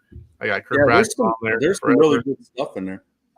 Yeah, there's several versions of Sears, INTV Inc. games, He-Man. I didn't look to see if it had the comic book. Like I said, I think the biggest thing for me was that, I have them. I'm not going to take that one out. But the Sears overlay set, that's something that's not exactly easy to find these days. What else we have here? We have early versions of games. We have games from Australia and other countries. Super Pro Football. There are some French games.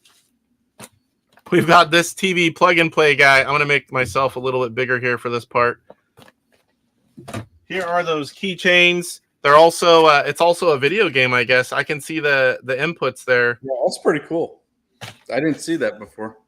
So I'm not going to get into everything, but we've got pins and patches and baggies here. We've got all kinds of paperwork, manuals.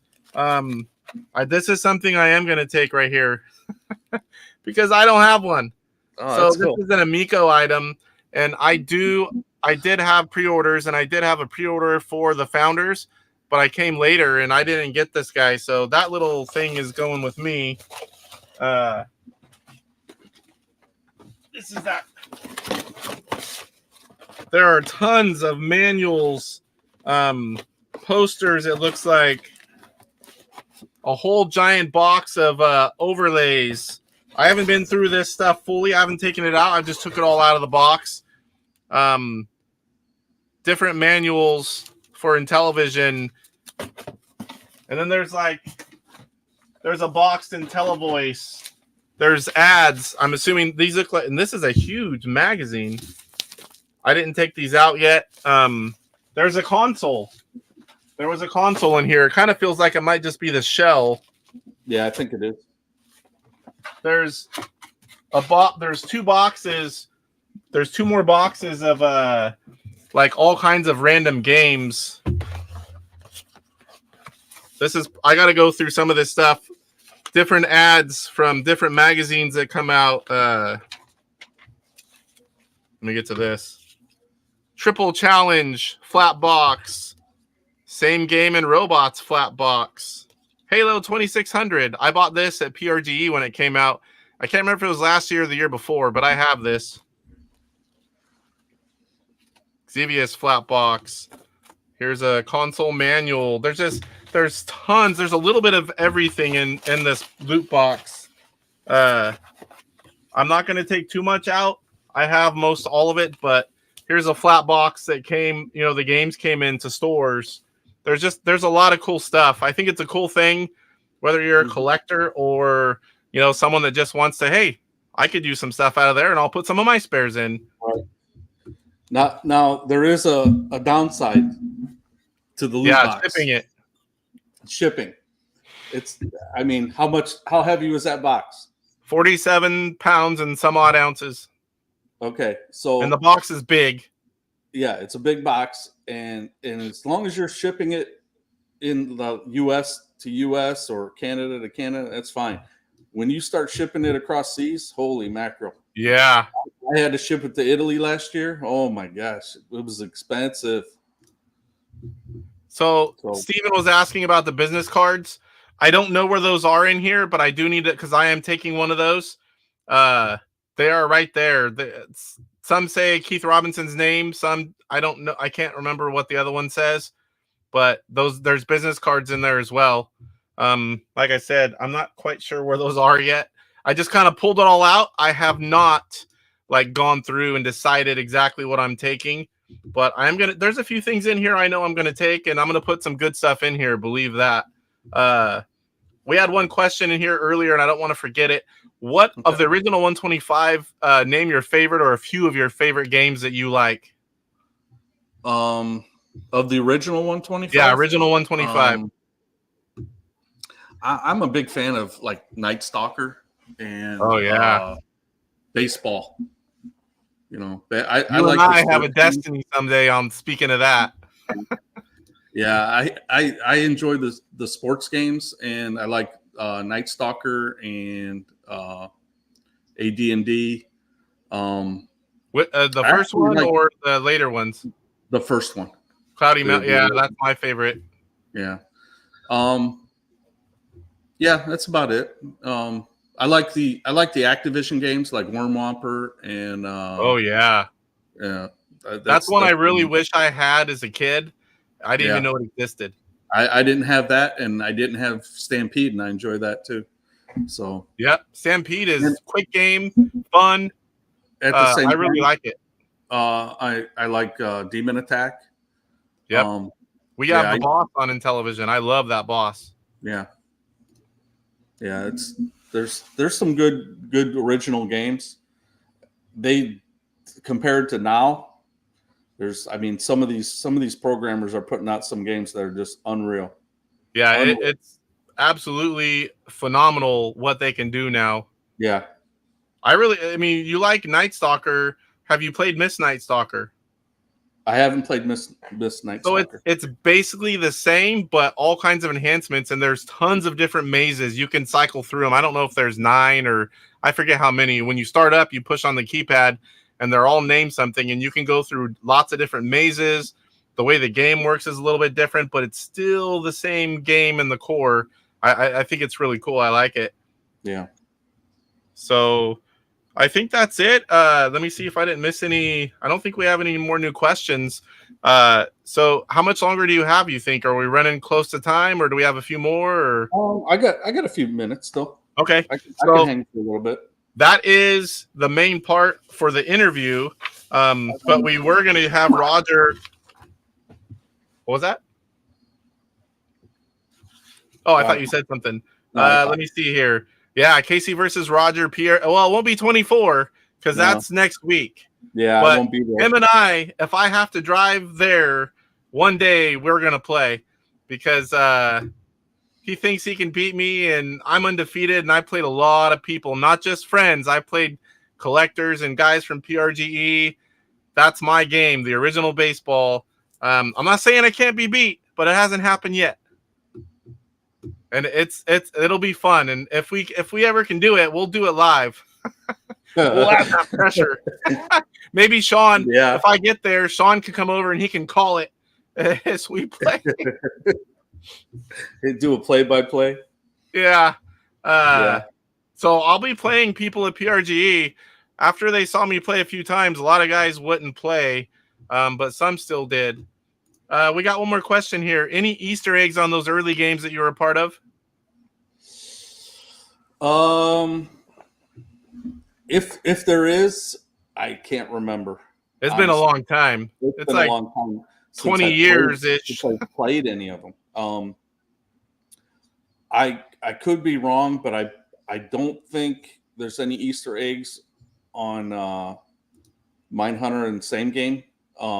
There might be some Easter eggs on Stonix and Fortress, but none that I know of offhand.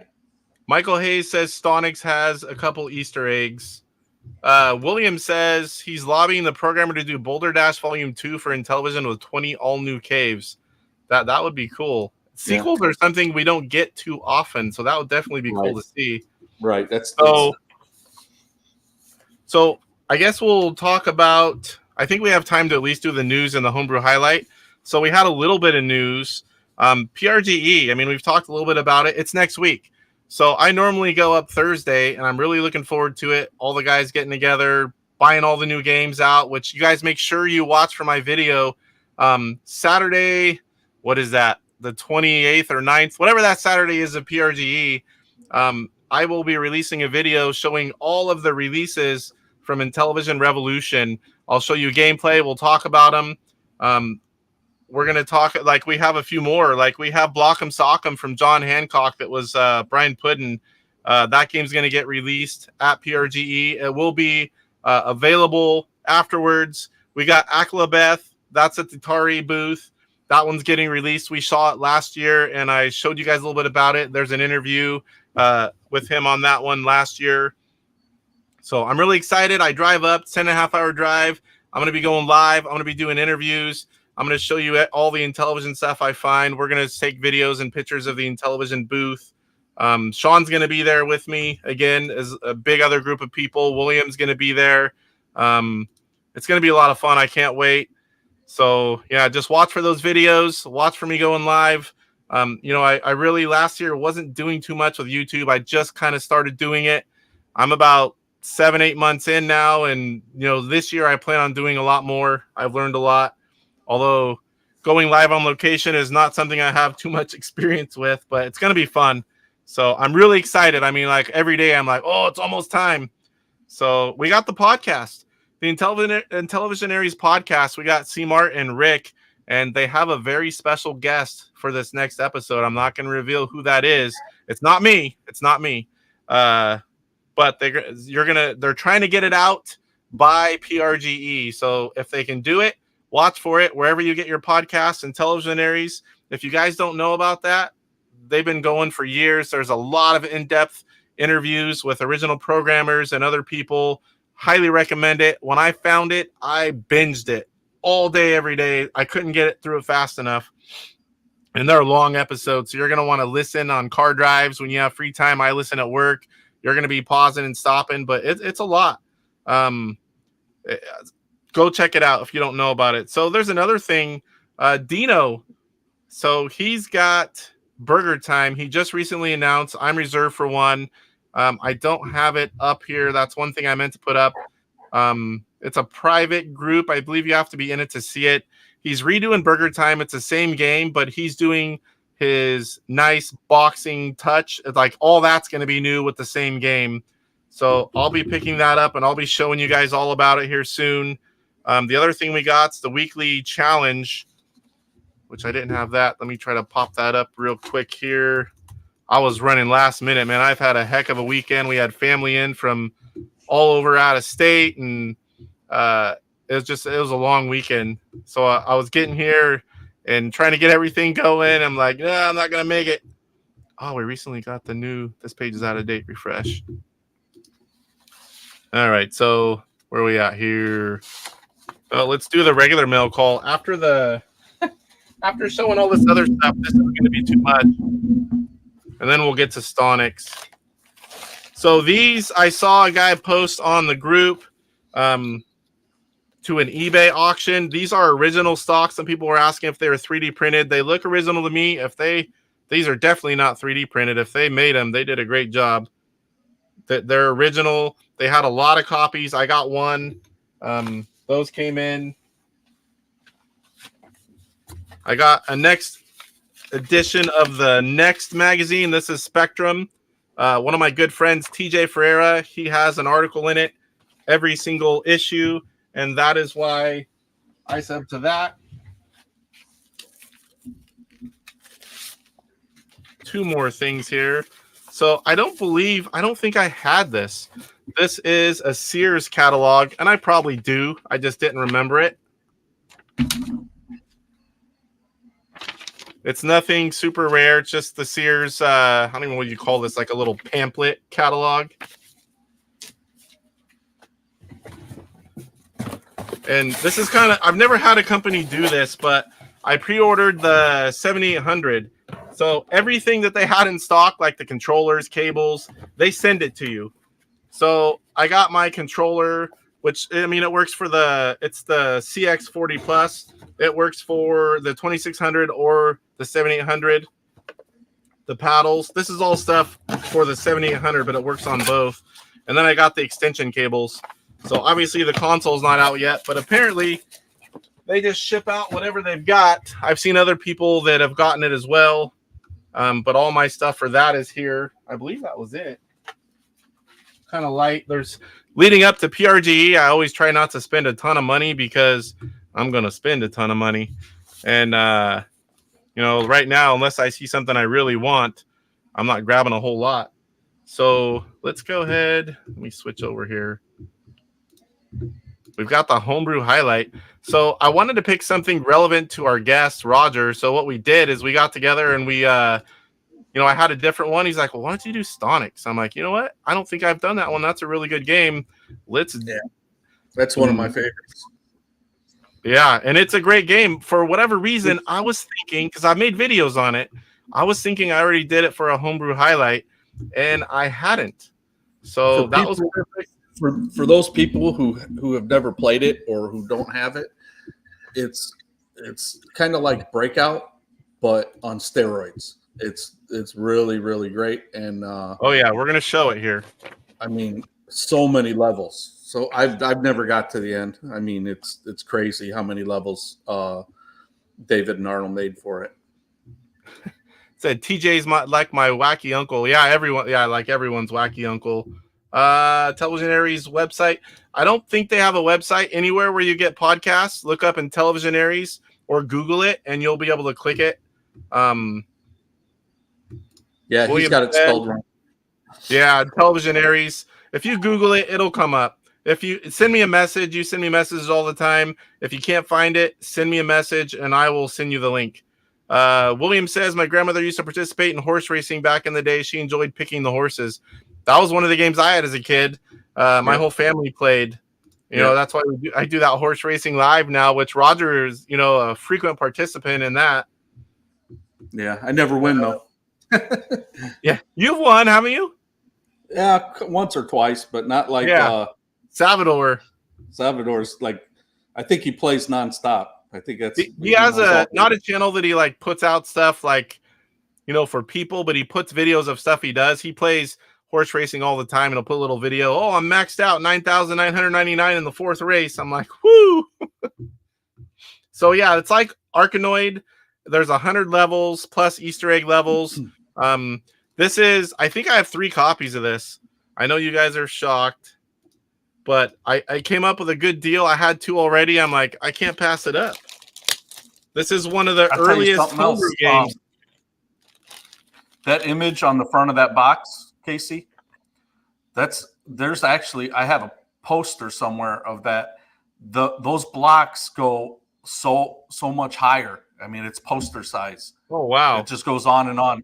Kind of like the beginning of Star Wars, you know? Yeah, or it just keeps going. Text in Star Wars where it goes off in the distance. That's how that's originally made. That's just, that image is just the lower half of the poster. So he says, shout out to Arnold for fantastic music on Stonix. So this one says game designer and programmer Arnold Chevalier. I hope I'm saying that right. Box design and overlays, of course, Roger Matthews. Project coordinators, Chris Neiman and David Harley. That's what it says on the back of the box. 2004. So you can see like a lot of these early ones. It's numbered. 78 of 250 is this copy. This is one I purchased some months back on eBay. So let's show you what's inside. Oh, it's one of the ones where you have to get the card out from the bottom. I always forget about that. I hate that because then you got to open both ends. I try to do it so carefully. In case, let me pop it up here. So here is the front, the side, the back of the box. Here is the cart.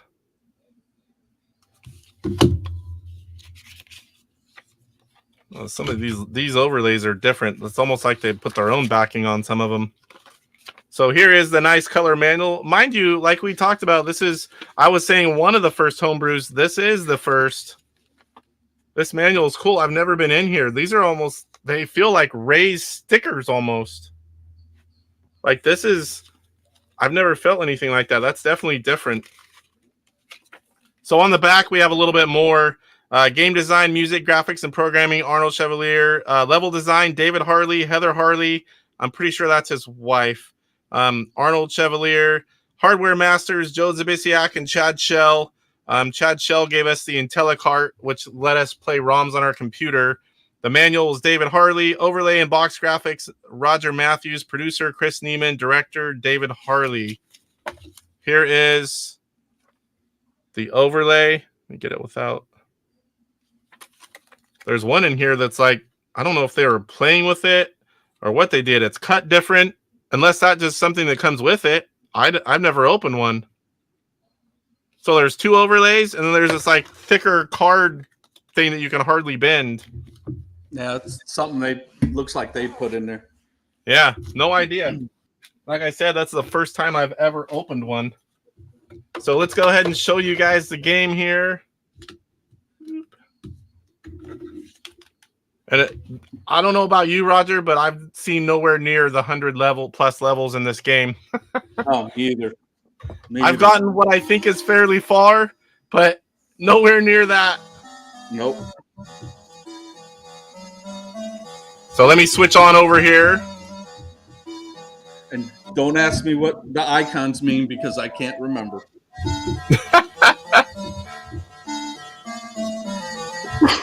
Stonix probably needs a re-release. Yeah, I've never heard it. I see it every now and then on eBay come up. Chevrolet. Chevalier. All right, so one player. I mean, the game looks great. Hold on, let me get my name off here. Kind of blocks a little bit.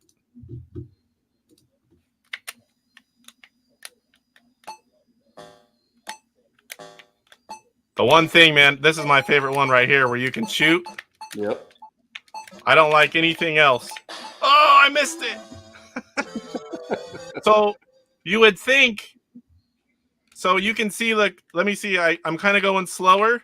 And then whenever you hit a different part of the disc, it actually is a variable speed.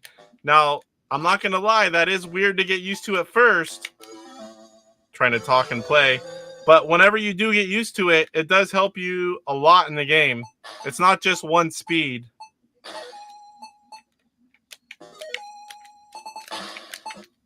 And there's a lot of different mods you can get. I like the one that shoots because you can put it, but that is distracting because whenever you do that, you'll die whenever you lose focus. Yep. So this game, of course, you know, it's hard to get. It's old. It's not cheap when you do find it. That's the other one I like, whenever it just floats through everything.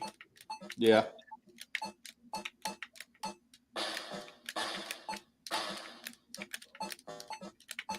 Sometimes I don't like these kind of games with a joystick or disc, but this one does play way better than you would expect for not having a spinner.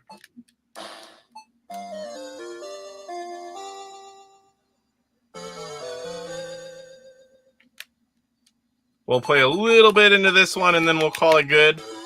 We're going to die soon anyway.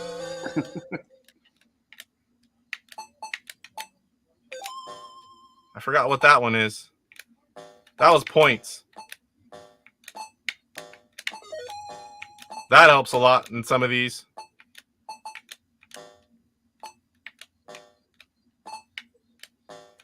We had a competition on this before in the last year too. I can't remember if I played it on Astro Smash Mondays or if I just seen the guys play it. But I had a game challenge and we had the game on it as well. I got pretty far. But like I said, there's like 100+ levels and there's no way I did anything like that. I think I was at like 3,000, maybe 4,000 points. I can't remember for sure.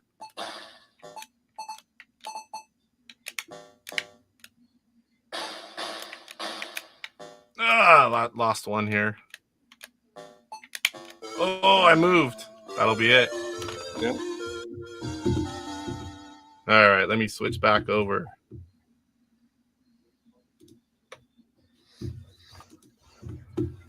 All right, so there you have the Homebrew Highlight for this week's Stonix.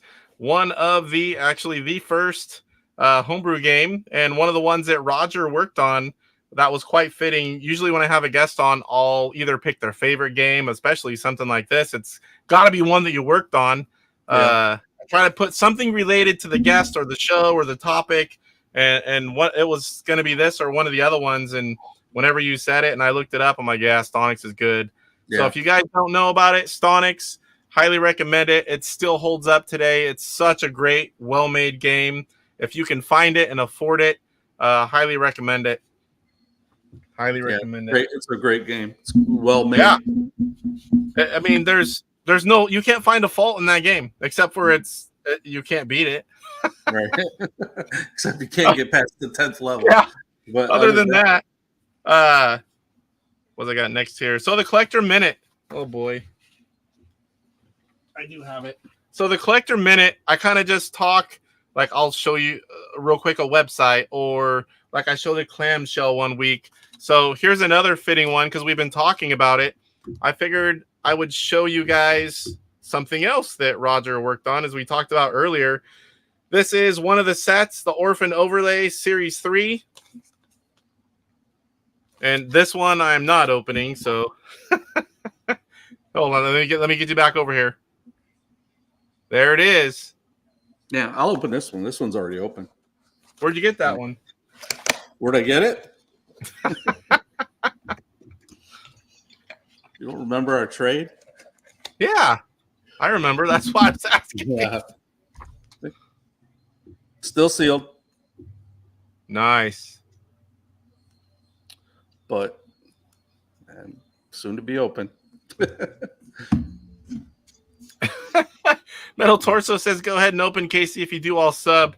I can't open that one. I can't. Yeah, we made a trade. We made a trade for he had an extra Series 3 and I had an extra Series 2. So we just swapped them. And we will show you that if we get. I don't know how far we're going to get, and I don't know what boxes are what. We will get to it in the unboxing video. So that's pretty much, that's all I've got as far as I've got a YouTube highlight video. And then the outro, which I can do that. That's pretty much all I've got for this week's show.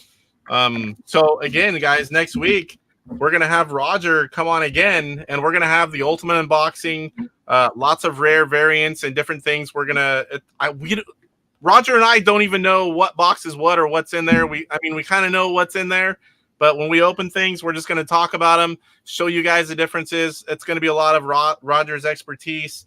I'm really just getting back into some of these, variants from overseas, but it's going to be a fun unboxing. It's going to be like Christmas on steroids for me. I've been staring at these boxes, some of them for half a year. They've been piled up over here. I'm like, man, I need to open these. And if you guys, I don't open boxes. I mean, I do now, but I never used to. But I love getting boxes in the mail and opening the boxes that have the boxes. It says, nice. One of these days, I'll open my Series 3. If I got another one, I'd probably, once I, have 2 of everything, I don't mind opening them. I won't use them. They're just, you know what? They're made to be. I mean, if you play games, I know they're made to be used. I should probably open one just to check them out. I think you should. Or, I mean, if people just want to see take pictures and I'll post them up on mine. I'll open mine. I don't mind, Yeah. If they want to see it, we could sometime we'll do it again and I'll open it up and I'll go through all the overlays and show close-ups of them if they want. It doesn't matter to me. So one last thing before we close out the show, it's only going to be a few seconds. Mike's Gaming Gala did a review on the 2021 release from Electronite, Infiltrator. It's a great game. I'm going to put the link in the description. We're just going to show the quick little intro. So if you haven't seen Mike's Gaming Gala, he buys props and clothing and wigs, and some are okay, some I really like, and some I really, really like. It's just something different and fun. I love that he does these little intros. We're going to show, since it's a review of an Intellivision homebrew game, we're going to show the quick little clip, and I'll put the link in the description. And if you haven't seen it or you want to check out Infiltrator, Mike gives honest reviews. Doesn't matter if he pisses people off. I guarantee you, if you get a review from Mike and he says it's good, that means he likes it. If he doesn't like it or doesn't like something about it, he will tell you. So I'm all about bringing information. Mike brings the truth. So definitely watch him for game reviews. I can attest he does not do things just because or not that it'll piss someone off. He speaks the truth. So let's show you that little intro, and then we'll have the closing of the show here. Let me get the right button here. I got to stop the other one. I always forget about that. The other one's still down there. So like I said, we're just going to play. Hopefully you guys can hear this.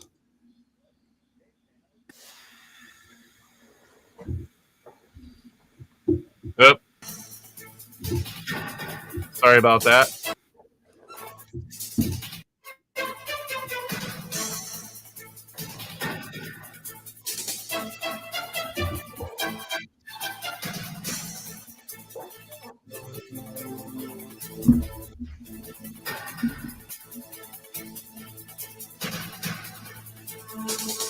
Now, my favorite, when he puts the compilations of all the intros together. There's Poe, Mr. Alexa, Poe. what's that noise? Colonel, is that you? The Colonel's out. Who's this? It's Snake. I'm on a mission and I've arrived at the entry point. Oh, hey, Snack. Yeah, the Colonel said something about that. Well, let me see here. Let me see. 1 second. Are you serious right now? And it's Snake, not Snack.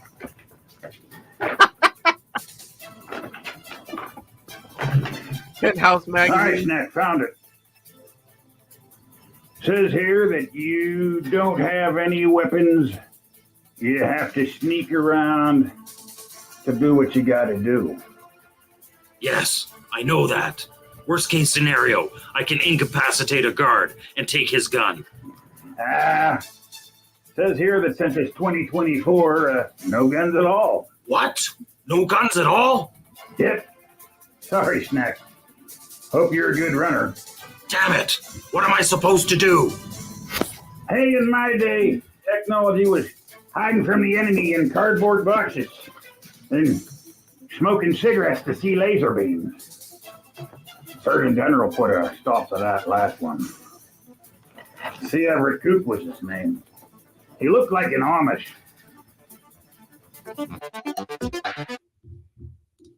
All right, so we're just going to show you the little intro there. But like I said, go check it out. That is a great review. And, you know, Electronite right here. Luckily, I try to release good games so I don't have to endure the humiliation of a bad review. Well, I mean, even if the game's well made, someone still may not like it. Mike will tell you if it's good or not, what's good, what's bad. You know, this isn't my type of game, so I don't really like it. But if you like these games, it's really good. So he's really in depth. He's honest. I like all his little intros. Sometimes they're just total silly stuff. But it always makes me laugh whenever I watch them. So let me catch up. There's the last couple things here. Says, one of these days I'll open my Series 3. It's hard to do when you got one. I mean, games are to be played, Michael. I've been opening everything, believe me. I've been opening rare stuff I have one of. Open my LTO. I'm opening games for homebrews. If you guys don't know, I'm making gameplay videos. I'm almost at 100 of the original 125 games. They're in a playlist on my channel, and I'm up to like about 50, a few over maybe, for homebrew games. So I'm getting there, and I'm opening all these to play them. These are all done on original hardware. No emulation for me. No ROMs. All of the homebrews are opening the game and playing it. Roger, thanks for coming on the show. PRGE 2025. So yeah, maybe we can get him there. One of these years, maybe we can get him there. That'd be sweet. You're frozen, Roger. If you can hear me, you're still frozen. Great job. Thank you. Super Mega Graphics says this was a great show. And Roger, I guess I better wait. Roger, can you hear? Let's let Roger come back. I want to make sure he hears these. These are all about Roger here. Well, if his internet is failing, at least it waited till the end. Let's see if he pops back on here in a second. If not, we'll move on. You there? Oh, there he is. I didn't know if you could see whenever you're frozen, so I wanted to. He says, Roger, thanks for coming on the show. PRGE 2025. Great job. So, like I said, hopefully one of these years we can get you to PRGE. That'd be a blast. Yeah, hopefully. Cyrus says this was a great show, and Roger is an awesome guest. Thanks so much. Make sure you come next week because he's going to be on again. Thanks, Casey. Michael Hayes. We're almost done here. He's the Michael Jackson of video game videos. Yes, he is. We're talking about Mike there. Nyandir, I don't even know how to say that one, but he is the person who makes the game soundtracks and a lot of the music on the games. Very well done. I buy every single one that he sells. Vote Roger 2024. Go, Roger, go. So, all right, Roger. Well, I really, it's been fun. You're someone that I've known, off and on for one of the longest times besides Sean. There's a lot of history there, a lot of things you've done and put out. I've been a part of, or, bought it, or, viewed your website. It was really fun to have you on the show and talk. And it was fun. I appreciate it. I look forward to having you on as often as you'd like to be on. And for sure next week, whenever we get to open all these goodies and talk about them, it's kind of like been building, and it's like, man, I want to open these. It's been so hard. Yeah, it's overdue. Yeah. So thanks, Roger. Because of you, I won't unsub from Casey. This was Chris. Lathe. He says, yeah, come to PRGE. We'll see him next week as well. Yeah, So, I wish I could. One of these years. One of Yeah. these years, especially if you know, we're all getting to that age. We retire. We got a lot more time. So, all right, Roger, I thank you for coming on. Is there any final thoughts or before we say goodbye? No, I just want to say I appreciate everybody and all the collectors and gamers out there that come together for shows like this and on Atari Age and everywhere. You know, we're trying to keep this all, you know, going and together, and it's good to see people that are really passionate about the Intellivision still. Yeah, and we're getting smaller. Hopefully, we recruit new people. I know the younger generation, they are more into retro, really old retro stuff than any other previous generation that I've seen. Yeah. And hopefully we can keep it going as long as we're all here. Yep. But again, we're going to see you next week. We're going to have you back on. We're going to have the Ultimate Unboxing Show. You're going to be a co-host. Yep. Looking forward to that as well. And I bid you good night. I know you want to get some sleep. You got to be up early. So we will see you next week, my friend. Okay. Thank you. All right. Have a good night. All right, there you have it. Interview with Roger, Psycho Stormtrooper. That was a lot of fun. I mean, I've known him for so long. I mean, I'm one of the few that has known what he looks like for quite a while, but it was great to have him on the show, talk about all this history. I mean, he's been somewhat involved since towards the beginning, and he has a lot of knowledge. So as you're going to see next week, it's going to be a cool unboxing. We're going to talk about a lot of cool stuff. We'll also have a short regular show as well. We're going to do it like this one, where we're going to do the quick intro. We're going to get into that, and then whatever I've got, we'll take care of at the end, because he is on a different time zone and he gets up real early. I get up early 7 days a week. He gets up real early. So let me see. He says, Roger came to kick ass and chew bubble gum, and he's all out of bubble gum. I know that saying. You are welcome, sir. I appreciate you guys watching. I hope you enjoyed it as much as I did. Roger is great. People are getting disillusioned from modern entertainment and realizing the old stuff was better. I love the old stuff. I spend more time with it, obviously, especially since doing YouTube, than I do anything else. So with that being said, guys, that's going to do it for tonight's show, episode 35. We've already talked about it. Make sure you check in next week. We're going to have Roger back on. We're going to do the ultimate unboxing as far as some of the regular show. And the week after that, that weekend's going to be PRGE. And when I come back the weekend after, we're going to do a third unboxing and show you some PRGE stuff. So lots of cool stuff on the horizon. Again, watch for my Intellivision Revolution video releasing Saturday of PRGE.